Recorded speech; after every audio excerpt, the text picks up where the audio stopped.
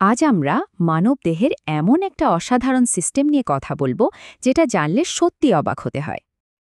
আচ্ছা, এমন কোনো সিস্টেমের কথা কি ভাবা যায় যেটা একই সাথে একটা ট্রান্সপোর্ট নেটওয়ার্ক, একটা ওয়েস্ট ডিসপোজাল সার্ভিস, আবার একজন ডেলিভারি ড্রাইভারের কাজও করে? হ্যাঁ, এটাই হলো আমাদের কার্ডিওভাস্কুলার সিস্টেম, একটা নন স্টপ ডেলিভারি সার্ভিস যা আমাদের শরীরের প্রতিটা অংশকে একদম চালু রাখে।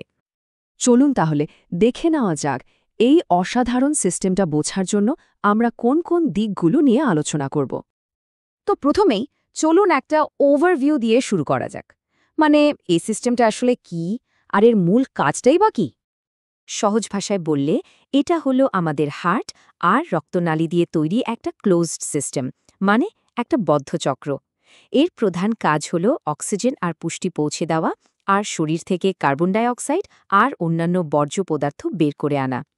এই ক্লোজ লুপ বা বদ্ধ চক্র ব্যাপারটা কিন্তু খুব গুরুত্বপূর্ণ। এর কারণেই মূল্যবান জিনিসগুলো ঠিকঠাকভাবে ডেলিভারি হয় আর আবর্জনাগুলো ঝটভট সাফ হয়ে যায়। তো এই পুরো সিস্টেমের কেন্দ্রে কি আছে? চলুন এবার সেদিকে যাওয়া যাক, সেই শক্তিশালী ইঞ্জিন রুম যেটা সবকিছুকে চালিয়ে নিয়ে যাচ্ছে। আমাদের হার্ট কিন্তু শুধু ভালোবাসার প্রতীক নয়, এটা একটা অসাধারণ পেশিবহুল অঙ্গ। এর 4টা চেম্বার আছে আর আকারটা মোটামুটি নিজের হাতের মুঠোর সমান। আর এটা থাকে বুকের ঠিক মাঝখানে, মিডিয়াস্ট্রেনাম নামের একটা জায়গায়, স্টার্নাম বা বুকের হাড়ের ঠিক পেছনে, একদম সুরক্ষিত অবস্থায়। ভাবুন তো, হার্টের নিজেরও একটা বডিগার্ড আছে। হ্যাঁ, এই পেরিকার্ডিয়াম হলো ঠিক সেরকমই একটা জিনিস। এটা একটা শক্ত কিন্তু কিছুটা ঢিলেঢালা থলির মতো, যা হার্টকে চারপাশ থেকে ঘিরে রাখে। এটা শুধু হার্টকে বাঁচায় না, এর ভেতরে এক ধরনের লুব্রিকেটিং ফ্লুইডও থাকে, যা হার্টকে পাম্প করার সময় ঘষা লাগা থেকে বাঁচায়। এবার যদি আমরা হার্টের দেয়ালের দিকে তাকাই, দেখব এটা 3টে স্তর দিয়ে তৈরি। একদম বাইরের পাতলা স্তরটা হলো এপিকার্ডিয়াম, ভেতরের মসৃণ লাইনিংটা হলো এন্ডোকার্ডিয়াম, আর মাঝখানে যেটা আছে সেটাই আসল খেলোয়াড়, মায়োকার্ডিয়াম। এটাই সেই পুরু শক্তিশালী পেশি যা সংকুচিত হয়ে রক্ত পাম্প করে। এই মায়োকার্ডিয়ামের সবচেয়ে অবাক করার মতো বিষয়টা কি জানেন? এর পেশি কোষগুলো সব একসাথে একটা টিমের মতো কাজ করে। এদের মধ্যে ইন্টারক্যালিয়েটেড ডিস্ক নামে বিশেষ সংযোগ থাকে, যার ফলে সবগুলো কোষ ঠিক একই সময়ে সংকুচিত হতে পারে। ভাবুন, কি অসাধারণ সমন্বয়! চমৎকার!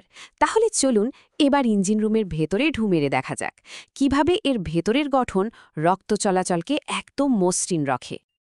আগেই বলেছি, হার্টের 4টে ঘর বা চেম্বার আছে। ওপরে দুটোকে বলা হয় অ্যাট্রিয়া, এগুলো হলো রিসিভিং চেম্বার, মানে শিরা দিয়ে সারা শরীর থেকে রক্ত এসে এখানেই প্রথম ঢোকে।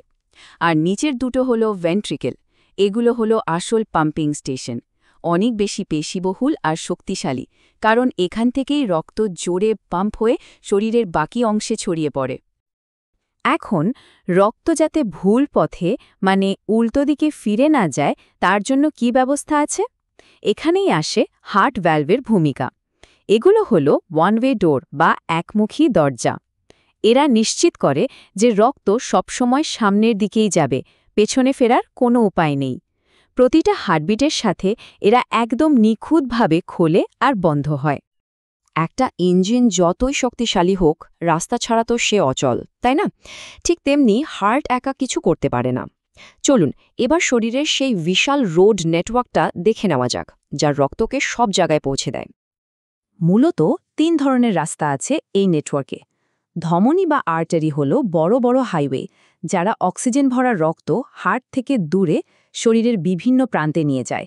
শিরা বা ভেইন হলো ফেরত আসার রাস্তা, যারা অক্সিজেন ছাড়া রক্তকে আবার হার্টের দিকে ফিরিয়ে আনে।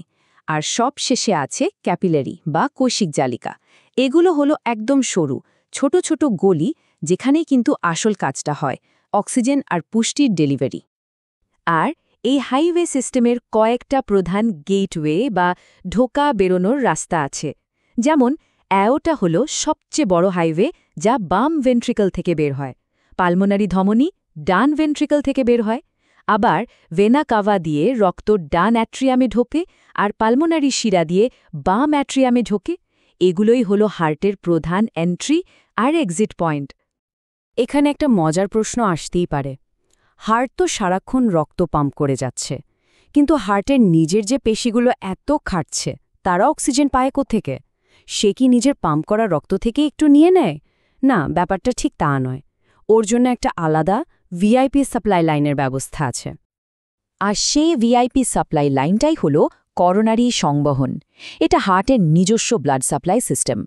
করোনারি আর্টারি আর কার্ডিয়াক ভেইন দিয়ে তৈরি এই নেটওয়ার্কটা হার্টের বাইরের দিকে একটা মুকুটের মতো জড়িয়ে থাকে আর সরাসরি মায়োকার্ডিয়াম বা হার্টের পেশিতে অক্সিজেন পৌঁছে দেয়। বেশ, এতক্ষণ তো আমরা আলাদা আলাদা অংশগুলো দেখলাম। এবার চলুন পুরো ছবিটা একসাথে দেখি আর রক্তের দুটো প্রধান ভ্রমণপথ বা সার্কিটকে অনুসরণ করি। প্রথমটা হলো ছোট্ট একটা ট্যুর, যাকে বলে পালমোনারি সার্কুলেশন। এখানে রক্ত ডান ভেন্ট্রিকল থেকে সোজা ফুসফুসে যায়। ফুসফুস হলো অনেকটা রিফিউলিং স্টেশনের মতো। রক্ত সেখানে কার্বন ডাইঅক্সাইড খালি করে দিয়ে ফ্রেশ অক্সিজেন ভরে নেয় আর তারপর আবার বাম অ্যাট্রিয়ামে ফিরে আসে। ব্যাস, এটুকুই। আর দ্বিতীয়টা হলো লম্বা সফর বা সিস্টেমিক সার্কুলেশন। এবার অক্সিজেন ভরা রক্ত বাম ভেন্ট্রিকল থেকে পাম্প হয়ে সারা শরীরে ছড়িয়ে পড়ে। একদম মাথা থেকে পায়ের আঙুল পর্যন্ত প্রতিটা কোষে অক্সিজেন ডেলিভারি করে, তারপর অক্সিজেন ছাড়া অবস্থায় আবার ডান অ্যাট্রিয়ামে ফিরে আসে। সবচেয়ে দারুণ ব্যাপার হলো এই ছোট আর লম্বা দুটো ট্যুরই কিন্তু একসাথে চলে। প্রতিটা হার্টবিটের সাথে সাথে দুটো সার্কিটই সমান তালে কাজ করে যায়। এটা অনেকটা একটা পারফেক্টলি কোঅর্ডিনেটেড নাচের মতো, যা এক মুহূর্তের জন্য থামে না আর এভাবেই আমাদের জীবনকে সচল রাখে। আর এই নাচটা দিনে কতবার হয় জানেন? প্রায় 1,00,000 বারেরও বেশি। প্রতিদিন কোনো ছুটি ছাড়াই এই সিস্টেমটা একটানা কাজ করে চলেছে। তো এই যে এত নিখুঁত একটা ইঞ্জিনিয়ারিং যা সারা জীবন ধরে একটানা চলছে, প্রশ্ন হলো এর পেছনের শক্তিটা কি? কোন স্পার্ক বা স্ফুলিঙ্গ এই সব কিছুকে এমন নিখুঁত ছন্দে বেঁধে রেখেছে?